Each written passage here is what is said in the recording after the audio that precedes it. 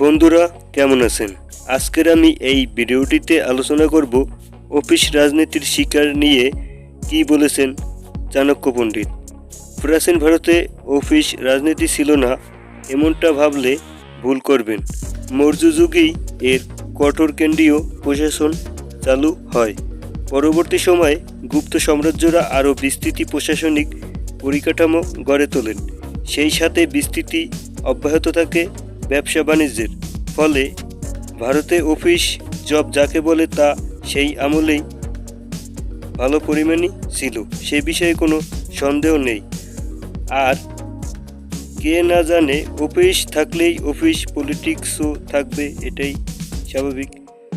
সেই নোংরা রাজনীতি থেকে মুক্তির সন্ধান রয়েছে চাণক্য নীতিতে। দেখা যাক অফিস রাজনীতির বিষয়ে চাণক্য নীতির বক্তব্য। চাণক্য প্রথম নীতিতে যা বলেছেন, সততা বিষয়ে সাবধান। খুব বেশি সৎ হতে গেলে খেসারত দিতে হবে। সৎ ব্যক্তিরাই সবার আগে রাজনীতির শিকার হয়। সততার সঙ্গে ধূর্ততার মিশেল ঘটানো একান্ত কাম্য।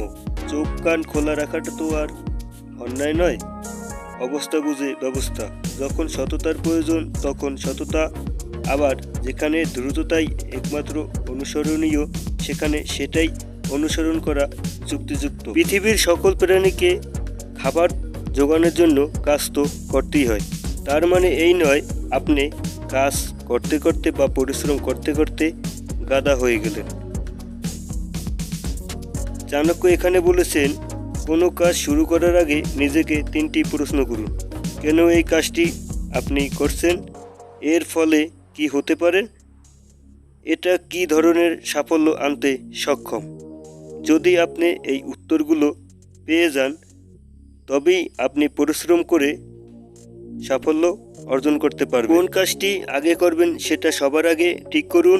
সেই সঙ্গে নিজেকে প্রশ্ন করুন, কোন কাজে কতটা সময় আপনি দেবেন এবং কেন দেবেন। আপনি সবকিছু বুঝে গেলেন, কাজ করার জন্য প্রস্তুত। কিন্তু চাণক্য এখানেও সাবধানতার বাণী দিয়েছে।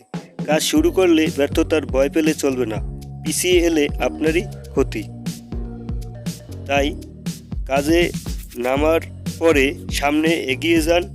সমস্যা যতই কঠিন হোক আপনি সামনে এগিয়ে যান। দপ্তরের গোপনীয়তা সম্বন্ধে যা বলেছেন চাণক্য নীতিতে, দপ্তরের গোপনীয়তা রক্ষা করুন। সব কথা সবাইকে বলার নয়, এমনকি নিজের স্ত্রীকেও নয়। দপ্তরের গুজব থেকে নিজেকে সরিয়ে রাখুন। দপ্তরে বন্ধুত্ব স্বার্থশূন্য হয় না, এটা মনে রাখবেন। সহকর্মীদের সঙ্গে দূরত্ব বজায় রেখে মিশুন।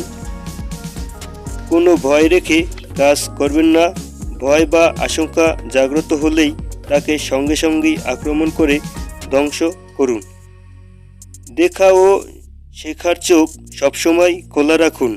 মনে রাখবেন, যে সাপ বিষধর নয় সেও বিষধরের ভান ধরে। এবং নিজের কাজের জায়গায় নিজেকে নমনীয় রাখুন। বুদ্ধিমান ব্যক্তিকে নিয়ে চাণক্য কী বলেছেন? কোনো বুদ্ধিমান ব্যক্তিকে বোকা বানাতে যাবেন না, তার সাথে সহজ সম্পর্ক তৈরি করুন। নিজের ভুল নিজে স্বীকার করুন। ভুলগুলি থেকে শিক্ষা নিন। পর্যবেক্ষণ ক্ষমতাকে বাড়ান।